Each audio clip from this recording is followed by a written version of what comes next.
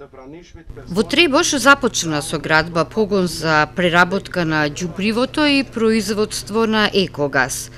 Компанијата Електро Шари е во рамките на ВЗ Шари Лекер.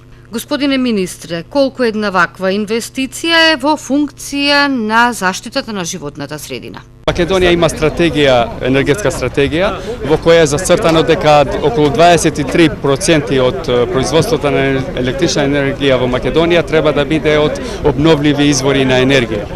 Значи, ова што денеска се случува во село Требош е токму имплементирањето на таа стратегија и секако дека ќе има доприноси во имплементацијата на таа стратегија, меѓутоа и во редукцијата на моноксид карбон во воздухот, затоа што секој допринос, значи хидроцентралите кои се градат, сончевите колектори, ветерниците, па и од производство на електрична енергија од биогаз, исто така е не само што се зголемува процентот, туку се намалува и процентот на штетните емисии во воздухот.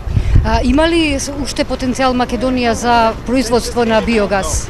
Да, секако дека има, затоа што во Македонија има штали, има винари, исто така кои од нивниот отпад може да се искористи за биогаз, но исто така има и земјиште во кои може да се садат производи кои понатаму може да се користат како суровина за биомаса.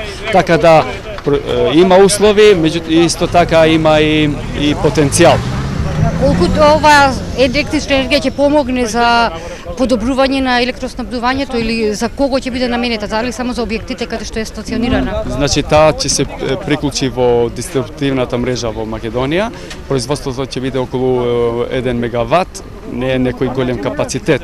Меѓутоа исто така значи дека Македонија полека и со хидроцентралите, меѓутоа и со ваквите инвестиции почнува да биде независна од увозот.